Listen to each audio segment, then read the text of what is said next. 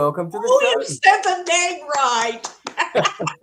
I practiced it for 60 seconds before going on. I wanted to get it right. Monica, you are a superstar on Substack. I know you won't tell us that because you're too humble, but you've got the publication, The Daily Rewire. You've got over 5,000 subscribers, which has grown phenomenally in the last 12 months. I've watched it happen. And you're a prolific user of video and specifically live streaming. So when did you start using video and live streaming on Substack? Golly. I think I kicked in with it really heavy in January of this year. I think it could have. Wait a minute. When did we do our first interview?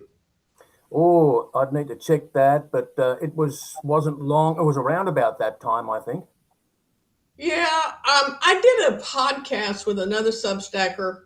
I want to say in November, and that kind of gave me a taste. Like, oh, I kind of like this. This is fun. And I think I might have done one right around Christmas time. I don't recall, but I kicked in heavy on it. I do one at least once a week now since January. Once a week. Well, I see you doing more than that, don't I? No, not really, because sometimes I really don't have a point I want to make. But you record, are you always live when you're using video on Substack, or do you pre-record and then post and publish? They're always live. They're always live. There's something about the energy of doing it live as opposed to pre-recording and scripting and all of that. In fact, I'm getting ready to do one where I'm going to show a video I recorded of myself 2 years ago and what I said in the video. And then we're going to talk about what resulted after the 2 years of what I said, because it was a video I actually recorded to my life coach at the time. So you're going to live stream, and during the live stream show part of an older recording. Did I get that right? Say again? So you're going to go live to your audience, but during the live, you're going to play a recording of a video from 2 years ago, or parts of it? Yeah. With the split screen technology. What's that? Using the split screen? Yeah.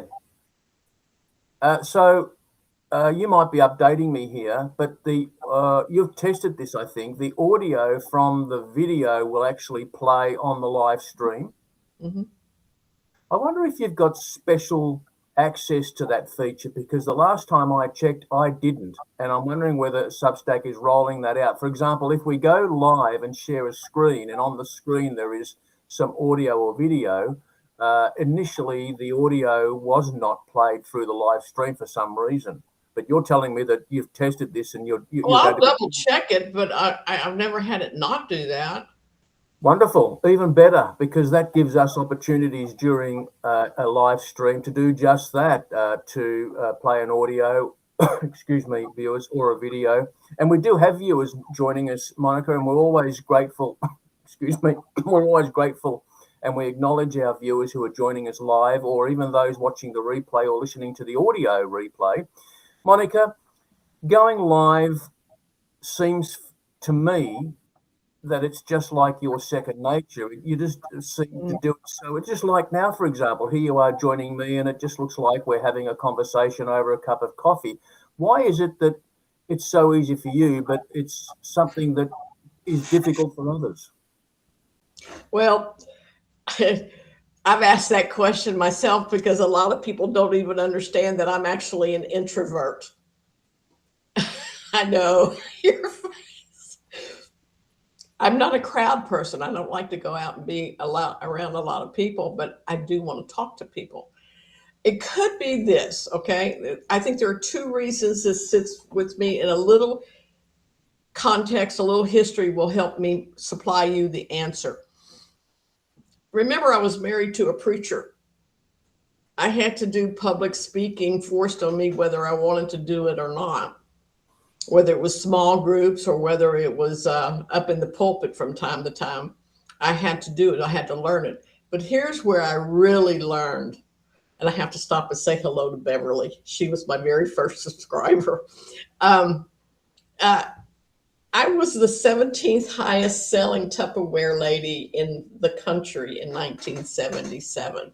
Oh my goodness, the accolades. Wow. Well, they have an excellent training program. Yeah. Excellent training program. And, I was the kind of person, I was running about 10 parties a week. And my parties had 30 to 45 people because I really believed in providing value. I didn't make it about me. I tried to make it about them and having fun and having, and using their time to help them save money or whatever the pitch was at the time. And I still believe that overall. I believe that about advertising, about marketing, is that there's something of value that you have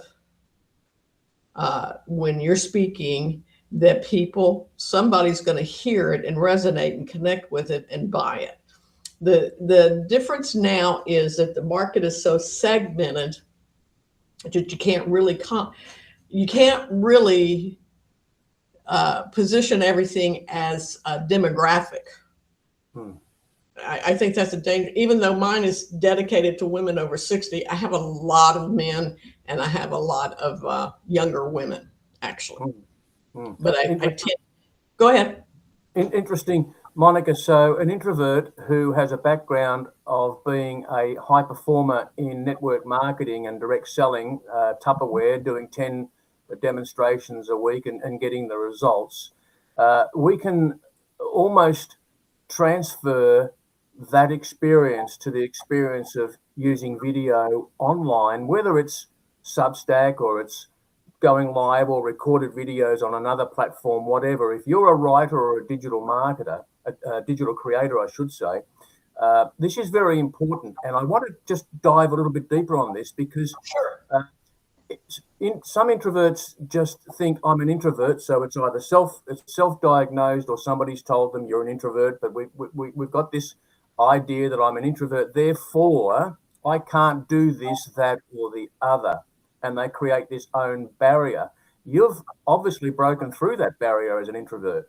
Well, it's actually the opposite. It's actually the opposite because look at me right now. I'm sitting here in my bathrobe because I just got out of the shower with wet hair. It doesn't require the preparation that you would have to prepare for to do any public speaking. That's really what the difference is. All it requires is a little change in your mind to feel like when I get on, and Beverly, you're going to love this. When I get on, I feel like I'm having coffee with Beverly. That's it. I just want to talk to Beverly.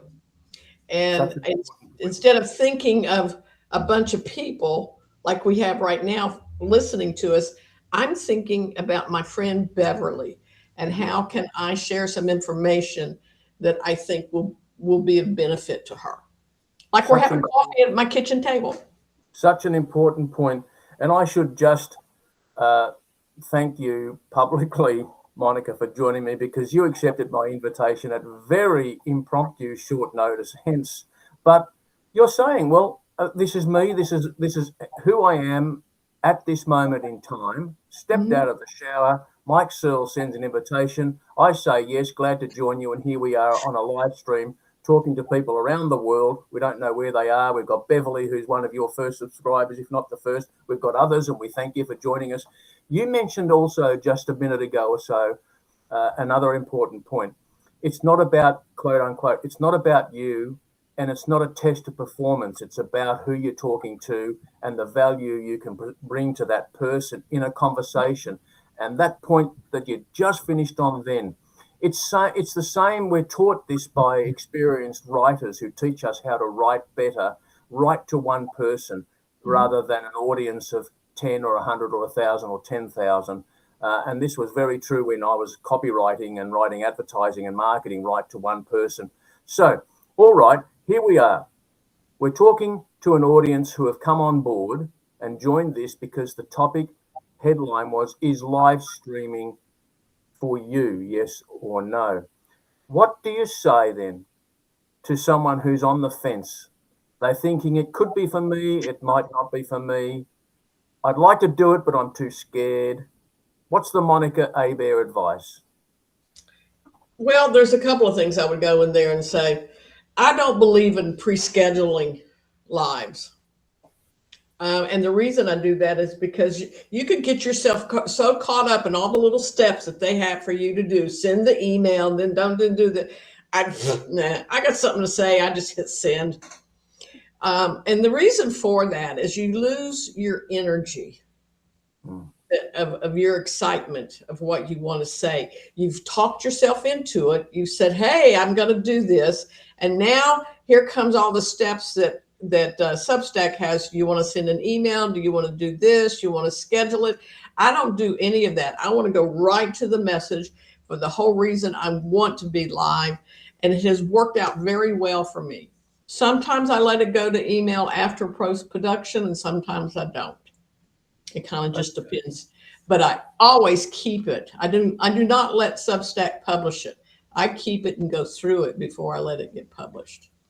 So what we're talking about there on that last point for our viewers who may not be as aware, Monica, you're talking about that when you finish a live stream, as we're doing now, when we end the live stream, the host will have the option of either having it published automatically, or you click another button which says to drafts, and then that's what Monica is saying.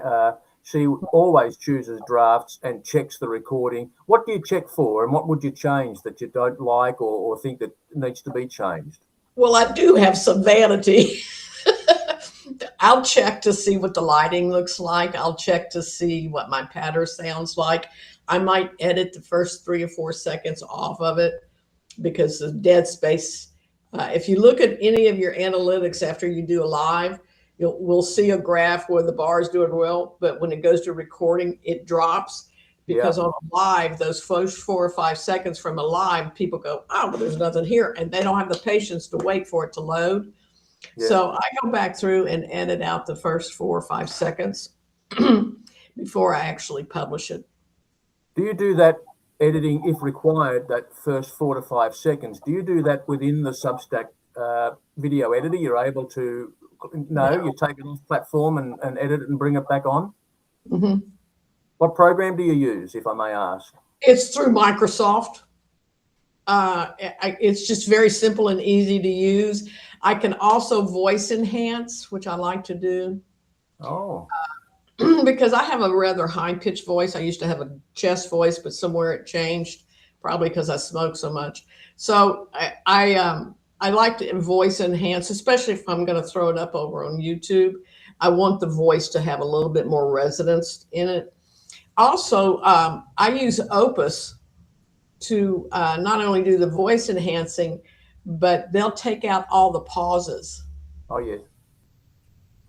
And that can easily save 30 to 40 seconds on a video. But sometimes I don't do anything. Sometimes I'm just like, get this message out there, and I just walk off and go.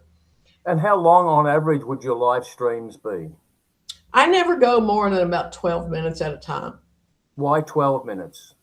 It's just generally, it's like right now, I'm looking at the clock, that little clock above our window, and I'm looking at it and going, "Oh, I've kept their time for too long. I better run off it." Or I've made my point and I don't need to repeat it a third time. And nobody's asked any questions. I'll stay around if they ask questions. But if nobody's asked any questions, then I just tell them, "Thank you for sharing their time with me, and catch you later." This is interesting. A 12-minute, roughly a 12-minute time frame. We're at 14 and a half minutes. If you were hosting this and this was your own solo, I should say, you'd be winding it up now unless there were questions. Is that right? Yeah. What about, do you do interviews like I'm doing now, or collabs, if you like? No? It's all Monica? No, I have talked to some other people, and we've kind of talked about doing that. And we're putting these other people that I've talked to, they're not prolific writers on Substack, but they're members of my Monty Rose Circle Breakthrough group that I do every Tuesday night.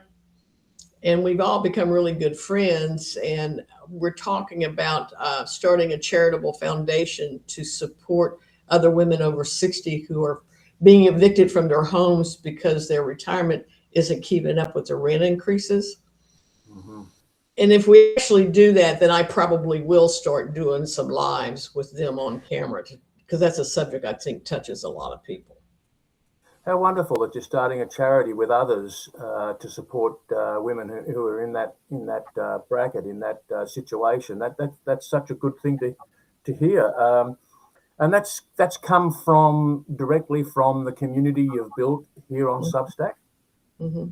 Wow, talk about a side and unexpected benefit. Did you have that plan in mind, or is this Oh, just something? no, not at all. In fact, we just had a 2 hour meeting this afternoon via Zoom, and they're going to come here to Virginia to meet up with me we're going to have, I'm trying to organize a 5-day planning retreat where we're going to lay down all the paperwork and the mission statement and the purpose statement and all the legalities of everything you have to do to run something like this, so that other people who want to donate would get their tax deduction, and then we would run it as a charity nonprofit.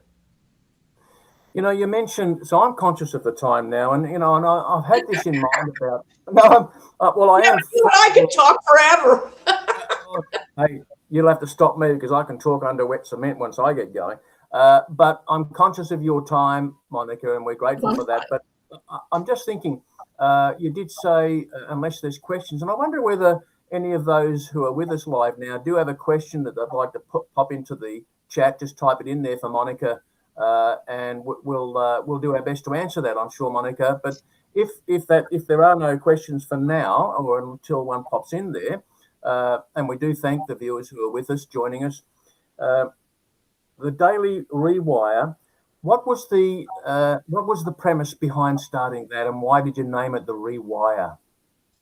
Well, I have a trademark called "We Don't Retire, We Rewire," based on the premise that through certain modalities that I talk about in my articles, that we can rewire our neural pathways, and that changes how we think and feel about retirement, and that allows us to re-engage with ourselves at levels that we couldn't do when we were busy, being moms and housewives and had our careers, raising the kids, and now we're retired.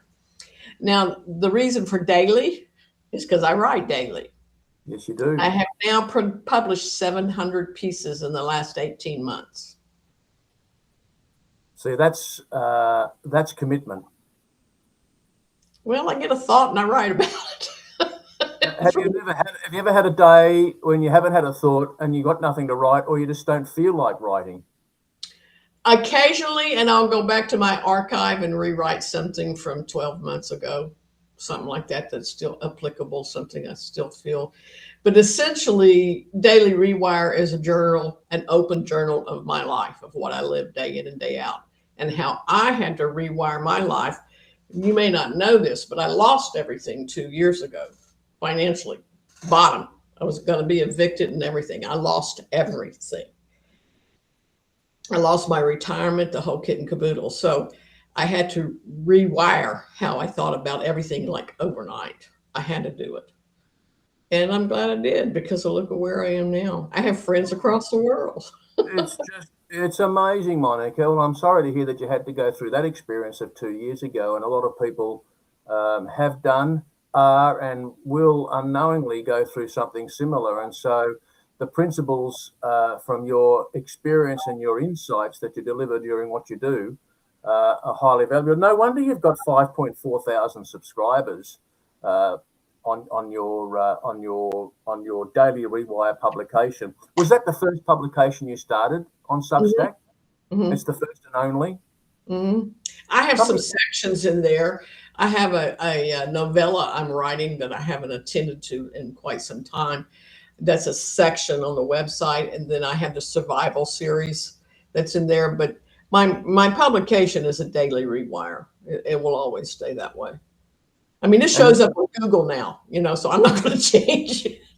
Oh, it's so interesting to pop your name and then literally Monica Hebert Substack into Google, and then go to AI mode and check to see what AI Mm.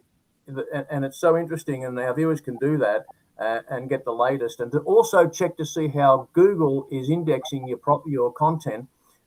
Beverly thinks you're amazing, Monica. I love you, Beverly. She must be she's first subscriber, did you say?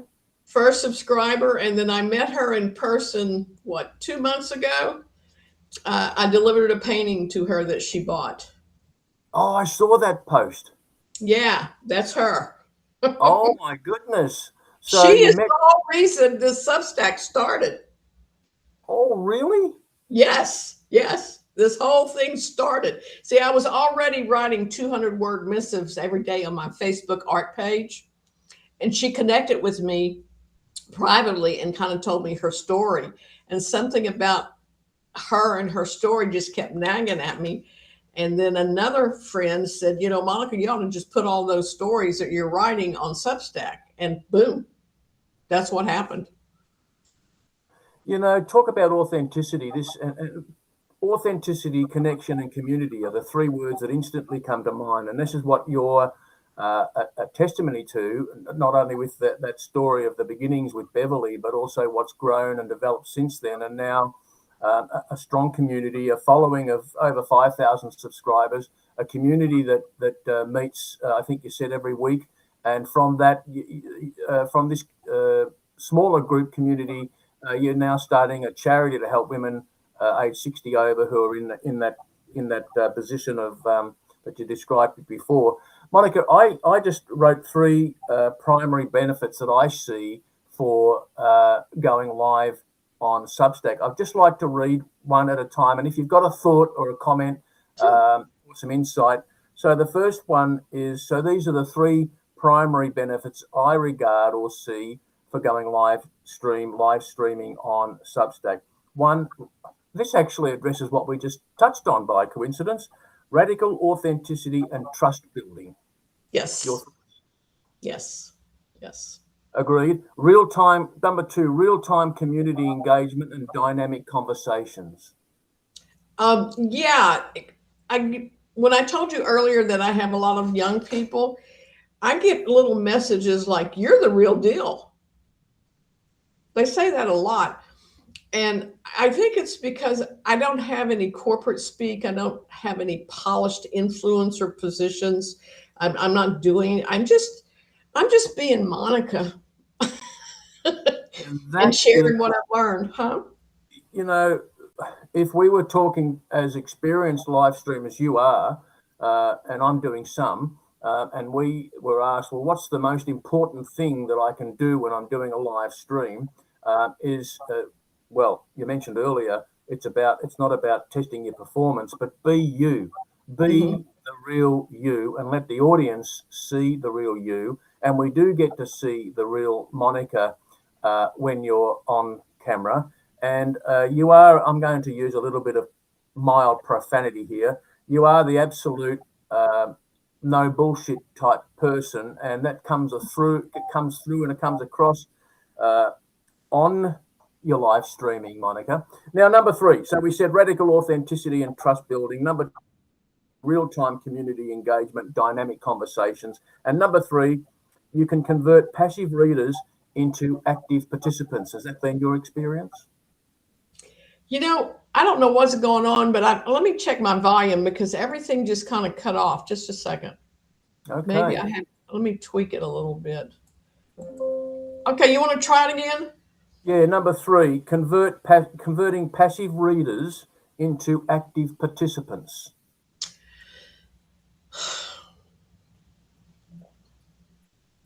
I can't say that is actually my experience. Okay. I'm looking over here and I see some familiar names, but in the chat box. But what generally happens, it's 3 or 4, 5, sometimes 10. It kind of depends on where I am. New subscribers will come out of a live. The point of engagement generally happens after they've experienced me multiple times on a live. Then they go, okay, she's real. I can trust her. Because this is about trust, not urgency. Right. Okay. So, I had a mentor when I was in the shopping center development business who repeatedly said to me, oh, shoot, I just lost my thought. Repetition reaps rewards. And that's why I frequently show up on a live, because I really, the community aspect of Substack is what's so critical to my heart, not to anything else. I just really want to reach other women who got cornered in life like I did and say, hey, here's the escape hatch. I got it figured out. Come follow me. Well, Erin likes what you just said. She's just typed in chat there that that's so good. Beverly's very grateful that you're connected. And you know what I think happens, and we'll start to wind this up because, again, I'm respectful of your time, Monica, and also our I think I think there's a little bit of a hack. I'm going to speak openly here. I think there's a little bit of a hack going on Substack. Where maybe the algorithm respects and likes people who join a live stream. And so I wonder whether or how many people join a live stream, type in hello in the chat and then leave, so that they've left their time, they've left their stamp of presence on the live stream, but don't actually participate all the way through. I wonder that because I have also noticed this in the stats when you look at the metrics. And so, is live stream better than pre-recorded? Okay, let's frame the question. Is live stream better than a pre-recorded interview? Absolutely. Because live stream, gets. Well, you tell the audience, why is live stream better than pre-recorded for viewership and how it shows up? I think it goes back to. I think it actually has to do with me and my own energy more than anything else. I just come alive when I start seeing my friends show up in the chat box, like, hey, y'all, and that comes through. Whereas in the recording, especially if you don't edit out those 4 or 5 seconds of dead time, what's in it for them has to be said at the first 4 or 5 seconds, or poof, they're out. Yeah. They're done. And if you don't identify why they should follow this and watch this recording, they're like, I'm not on Substack for a recording. I don't care about a recording. I'm on a Substack to read. I'll watch a live, but I'm not going to watch a recording. Interesting. And I wonder how many of our fellow Substackers are thinking exactly the same thing. As it's a very interesting point. Erin says you don't get the whole picture in a recording. I presume you're suggesting there, Erin, compared to live. And hold off, Mike. You're not in a hurry, are you? No, not at all. I'm thinking of your time. Because I want to understand what Erin means. You don't get the whole picture. What do you mean, sugar? I really do want to understand that. Hey, Michelle, I really do want to understand that. Are you saying you don't get the whole picture in the recorded version versus the live? Because I think that's the distinction. Very good point. And right now, this is just one of the advantages of doing a live. A viewer who is on the live stream pops a comment, and the host or the guest is able to just address that question. There's Erin answering there for you. Thank you, Erin.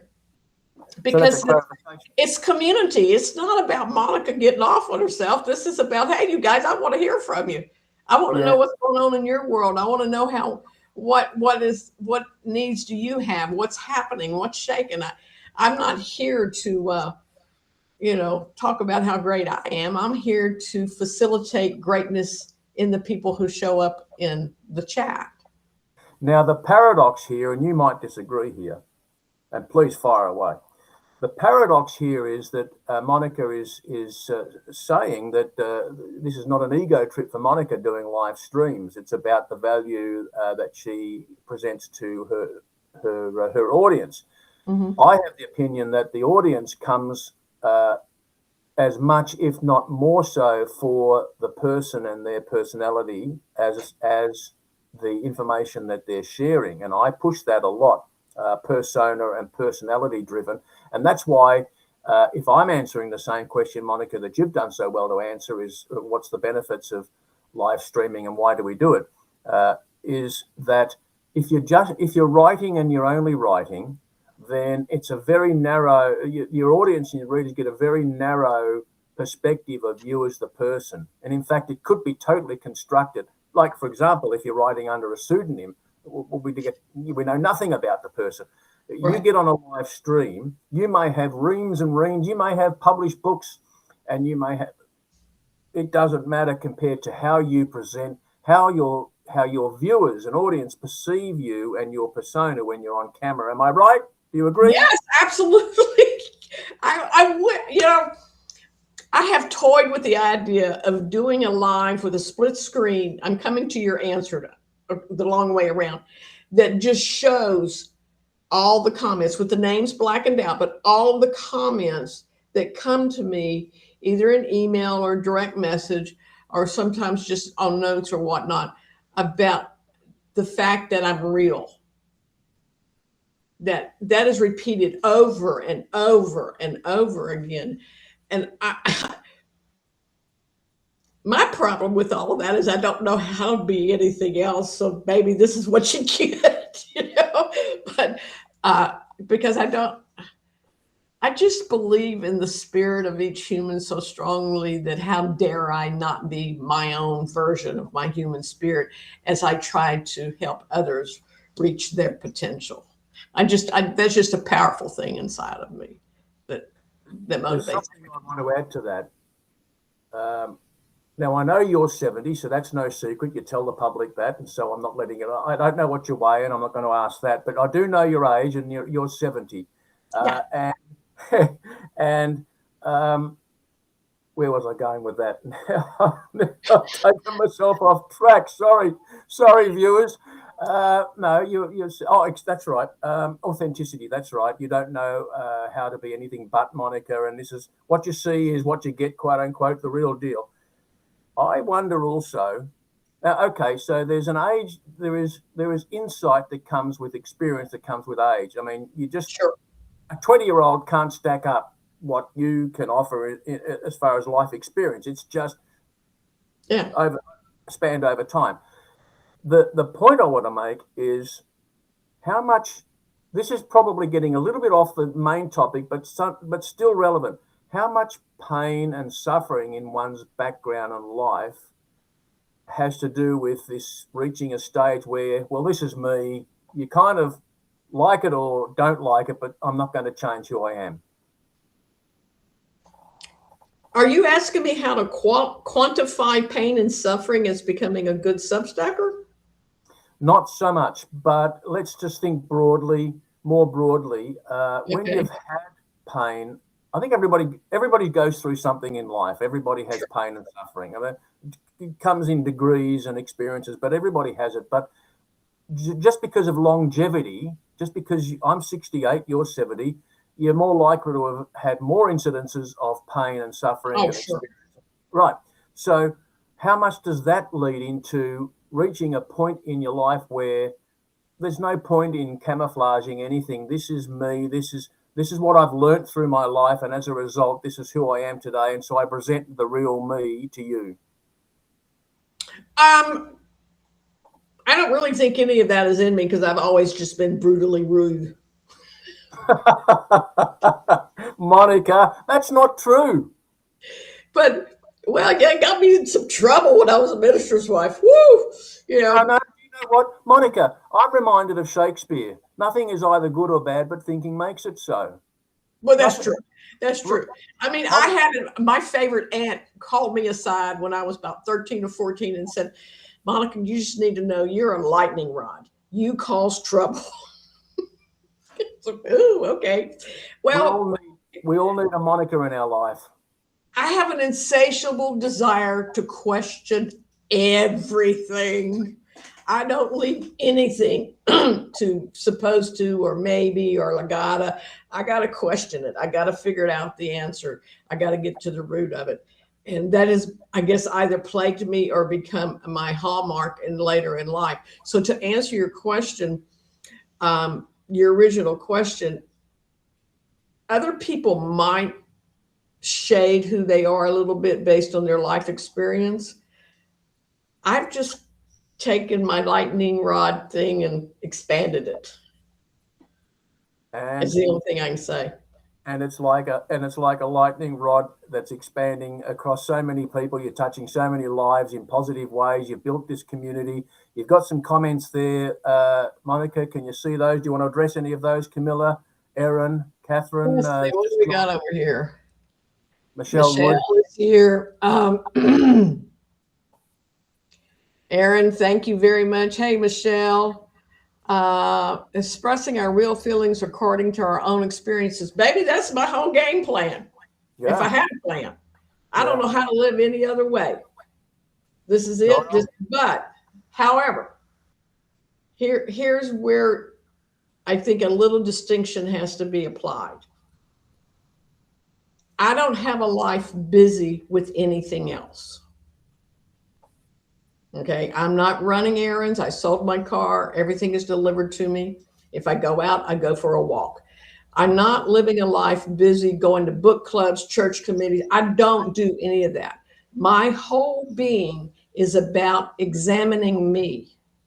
And what I learn from that examination becomes a Substack article. What great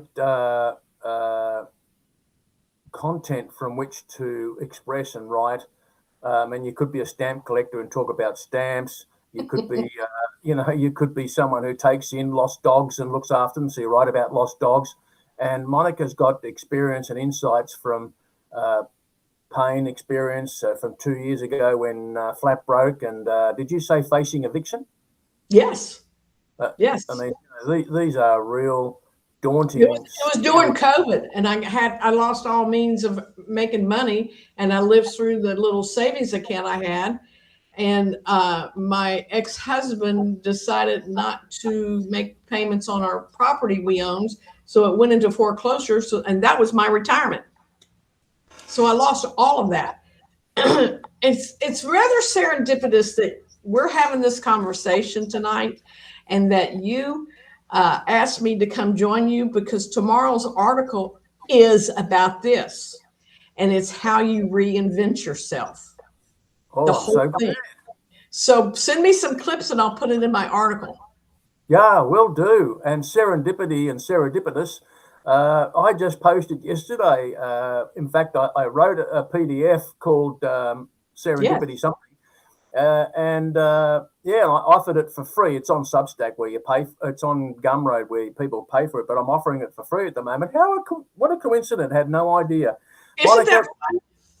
Oh, it's just, well, when you think about it, I know where your thinking is. There are no accidents, and this is the way it is. I did have a couple of books that I wanted to show up just to inspire our viewers who may be facing fear, and then we're going to finish up, Monica. So with your permission, because I know you're the guest on the show, but I want to hold up some books. Are you still an avid reader of other people's opinions, or it's all no? Okay. I still read, and I enjoy reading, but these are books that I've read a number of years ago. This one is Joe Dispenza's Breaking the Habit of Being Yourself. Mm-hmm. And the other one is Wayne Dyer's book on, where's the title? Excuses Be Gone.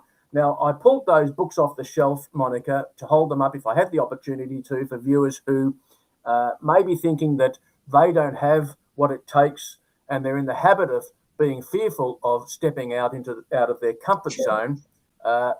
That's a good book. And Excuses Be Gone. It can come down to the fact that you're not doing live streams simply because you've created an excuse in your mind that you believe, and it's become a habit. And you've got to challenge these beliefs, and that's just what I wanted to mention. You've got something to say. I'm going to lean in here because this is really important. Oh, you would. It doesn't matter if you're doing a live stream or not. It doesn't matter if you're going to go learn how to crochet. It doesn't matter if you're going to go take Red Cross classes. But if you feel like inside the core of you don't have what it takes because somebody else has implied you don't have what it takes, or you have read somewhere you don't have what it takes. What you really, really, in my estimation and experience, need is belief in yourself. And I absolutely do have a PDF about that, how to build believable faith in yourself. How do people get that PDF? I'll send you the link. It's on Gumroad. It's Beverly has it. I'll put it in the show notes. I love it. Self-belief, self-image psychology, all that topic. Look at what Beverly just said. You read it out. Truth. And what about Erin? What did she say? I'm so loving this. I'm in the 50 plus club. However, got removed from the workforce quite young. So I tell people I am retired. It was difficult. Thank you for sharing about retired to rewire daily. Come on and join us, Erin. Come on. That's wonderful. That is wonderful. You know, all this, what comes to mind now is a thought from Stoic philosophy, if I may. Sure. Quote, it's all in your head. You have the power to make things seem hard or easy or even amusing. It's your choice, end quote. And choice is probably the active word there. We do have a choice.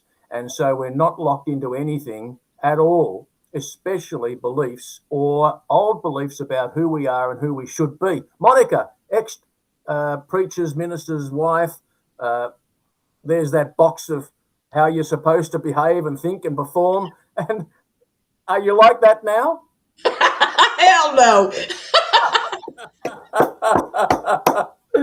I love it. You had another thought. Not at all. But you know what? I see more opportunity to, and for those who are still involved with the church, the more opportunity to share the message of the Christ, that Christ energy, that Christ message in a minutia of ways that doesn't necessarily need to sound like a pulpit from a sermon from the pulpit on Sunday morning. Okay. Because what went through my mind was this when you said that. Okay. The Bible tells us all the time we have choice. All the time. All the time. The choice is ultimately ours. And how we use that choice is what I hope to help people learn and recognize the power of that choice and how they grow it and grow their courage and grow their faith in themselves. So yeah, I could get on this one. Well, the audience is right with you, and Camilla's saying something there for you. Erin said, thank you, I needed to hear that. And Camilla's saying, turn your mind around, listen to your gut. I love it. You know, Monica, choice, you've exercised choice after the experiences of 2 years ago, being flat broke, facing eviction. And in the time since, you've turned things around insofar as you're now active on Substack. You're reaching thousands of women and men, but predominantly women. You've formed a community of followers and a group that is so together that you've now about to form a charity together. I think it's just amazing. We must talk about that another time. And as I said, you're a superstar in my eyes on you're kind. Thank you. Substack, and you're the perfect guest to have on Star Maker Talk Show because you fit the category. And we just love you, Monica, and we thank you. I'm glad you're my pal, and thank you for coming on and joining me. And shall we just thank our viewers who have stayed with us, Monica, especially your followers? Hey, it's not a bad number. 40 folks stayed around for most of it. That's pretty cool. Yeah, that's cool. So it is cool, and it's testament, I think, again, that Monica's with us, that those that you viewing have stayed. You're making inroads. I'm watching you grow. You're making inroads, and I'll do everything I can to make sure people know about you. Thank you, darling. I appreciate it. And to our viewers, so thank you, Monica, and to our viewers who have stayed with us, thank you very much. Camilla, thank you for your thoughts there. Beverly, thank you. And to everyone who's joined us and stayed with us, whether you're watching live or whether you're watching the replay or listening to the recording, thank you very much. And until next time, this is Mike Searle signing off. Be good, be healthy, and be careful. Bye, y'all.